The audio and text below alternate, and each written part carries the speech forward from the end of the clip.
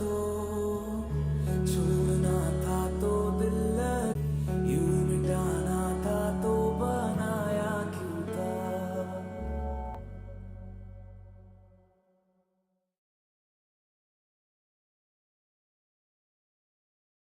the consolidated fund, the anticipated revenue, we have made allocations to the various ministries, departments, agencies, and sectors of the economy, including the constitutional and statutory creatures. Now, the estimates, the revenues allocated to these sectors and constitutional and statutory creatures includes the anticipations from the E-Levy. Referrals were made to the various committees who went and considered these allocations, the estimates of revenues and expenditures. They submitted their reports. And when the reports came to Parliament, the entire House approved of these estimates made to the various sectors, the MDAs, the constitutional and statutory bodies. We approved of them by consensus and some by unanimity. After we had done all these things, as a second step, we came to the third step. The third step, passing the E-Levy bill.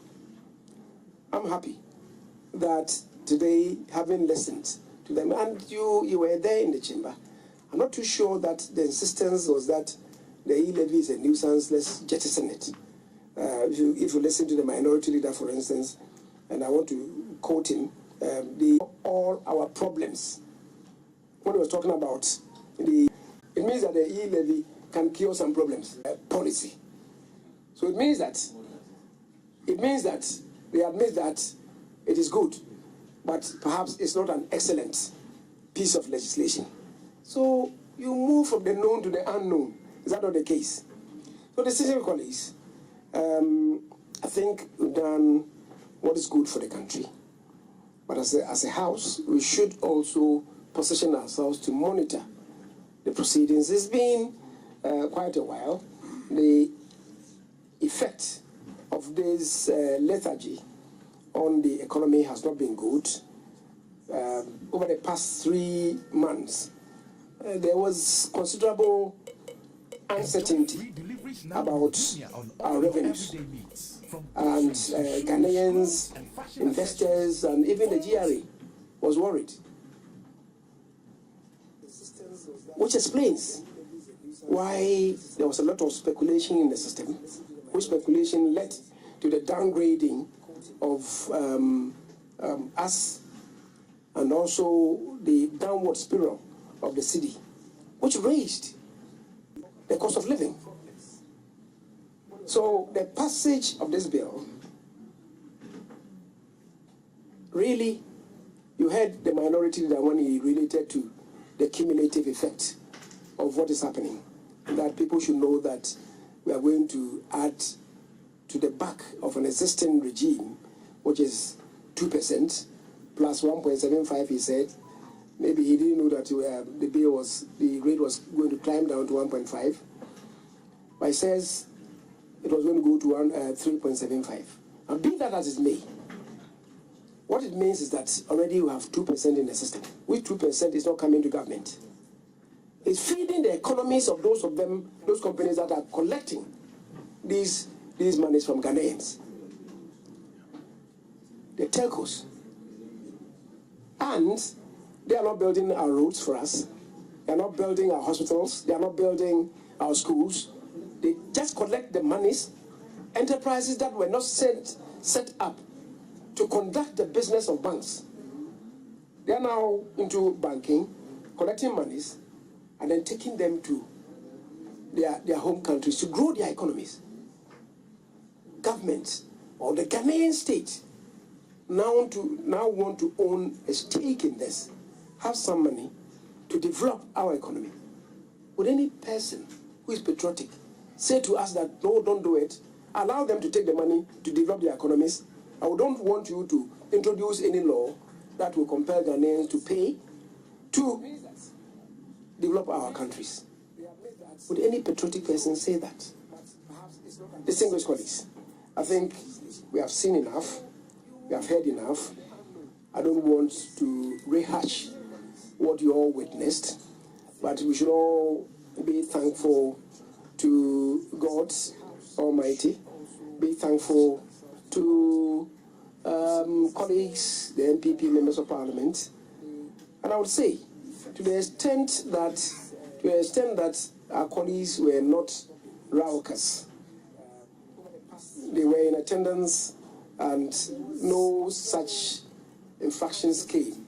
I think we should also be thankful to them that we had a smooth conduct of business in the House and we are moving the agenda of national development forward.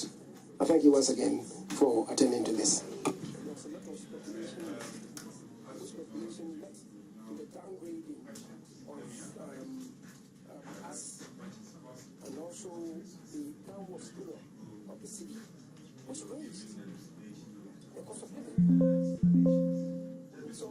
Your question.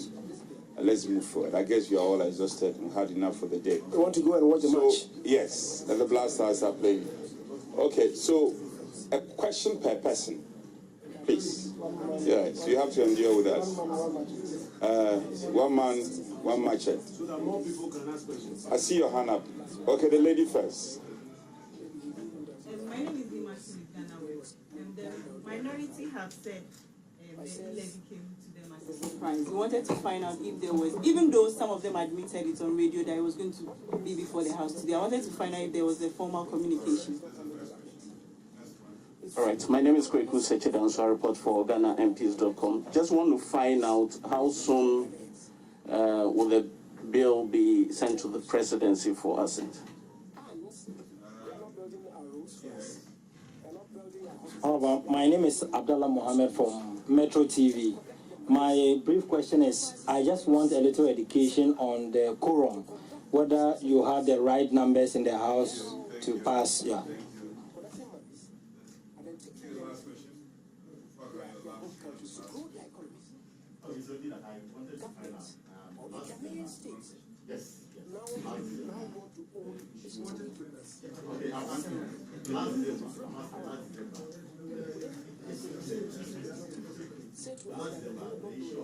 Allow them to take the money to develop their economies. I don't want you to introduce any law that will compel their men to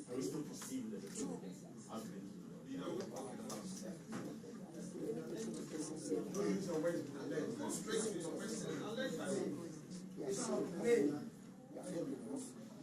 I don't want to rehash what you all witnessed, but we should all be thankful. All right, thank you. Leader will answer the questions now.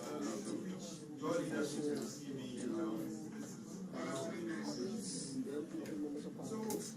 Question number one.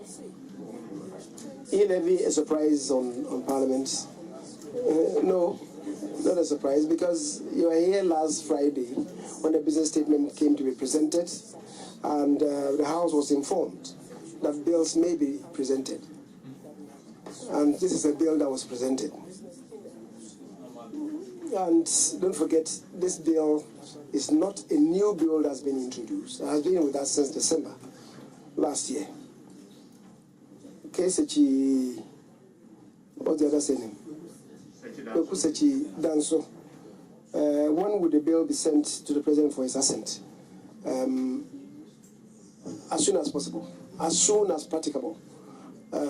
You heard the Speaker speak to, usually when bills are passed by Parliament, we go through to ensure that the comments, the I's and the T's have been crossed, and so on and so forth. I guess we can spend tomorrow, today because of the match, I'm not sure that small committee can meet. Maybe after the President's address tomorrow, a space would be found for it to be done. So I guess by the close of the week, it will be ready for the President's assent. Quorum. Is there any issue about quorum? I'm not sure that quorum was an issue. There was quorum. Parker, certificate of agency. And you're asking whether the consideration was still on the lines of the certificate of urgency. And certainly so. That is how come the procedural motions were stood down. Because it's been determined by the committee, the relevant committee, right, that the bill is of an urgent nature. The relevant provisions shall have to be stood down. The other day, there was this squabbling about procedural motions, and I was telling them that it was not required. Once the committee makes the determination, and perhaps it will be relevant for me to read the appropriate, yes. Article 106 of the Constitution, clause 13 provides, where it is determined by a committee of parliament appointed for the purpose that a particular bill is of an urgent nature, the provisions of the preceding clauses of this article, other than clause 1 and paragraph A of clause 2, shall not apply, and accordingly, the President shall give his assent to the bill on its presentation for assent. Right? This is what I related to, and the Speaker upheld the point that I made, that because it's been declared by the committee, and let's not forget, once the committee makes the declaration, the matter is taken out of the hands of plenary. It's not for plenary to agree or disagree with the committee. Once the committee makes the determination, that's it. The committee has made the determination, which is why the other provisions had to be stood down. Ajuna Mensah, I think the matter that you raised relates to quorum, and there's no issue about quorum. Thank you very much. Okay, we are very grateful.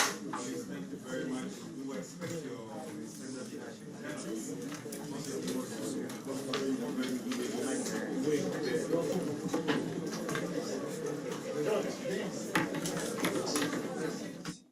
Maybe after the President's address. Was a press conference there addressed by Oseche Mensah Bonsu, who is Majority Leader of Parliament. He's been trying to explain to Ghanaians the benefits or justifying the passage of the E-Levy bill. He explained that, I mean, they have really done good to this country by passing the E-Levy, and he talks about how government has allocated to various MMDCEs and other sectors of the economy, and he says the revenue allocated to these areas include they have been put into the consolidation fund, and he says that the E-Levy is going to generate funds for some of the for them to allocate to all these MMDCs and the other sectors of the economy. He's been thanking his colleagues from the other side who, for the role that they've played all this while in leading up to the passage of the bill. But there's been a lot of questions that we've been talking about. He tried to answer some of them. Those questions were posed to him after he addressed the press. One of them is the issue that has to do with quorum. He said there's no issue with that. There was quorum. There's also the bit about whether it was passed under certificate of urgency, and he says yes, it was passed under certificate of urgency, and that is why it was done in the manner that we saw it being done.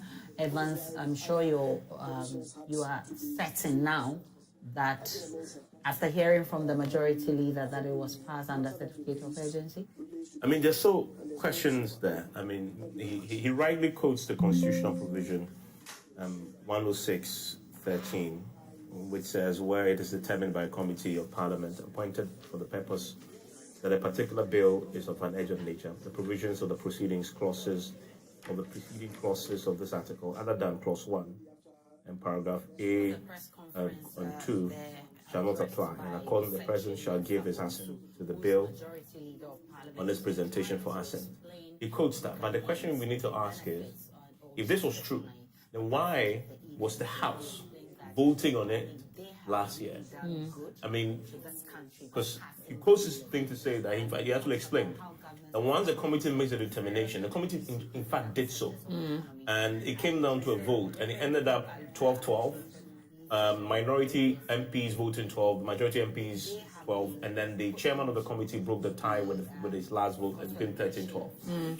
And so it's true that the committee made a determination that it should be considered under the certificate of emergency. Yeah. However, he quotes this bill, this provision of the Constitution to say, and once the committee made that determination, it takes it out of the hands of the plenary.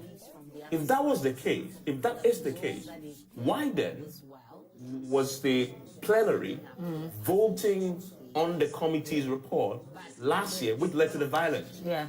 That is the question that must be answered. Because if this was true, the constitutional provision he read was the interpretation of it is what he said, then they should have simply, at that time, considered it under certificate of urgency.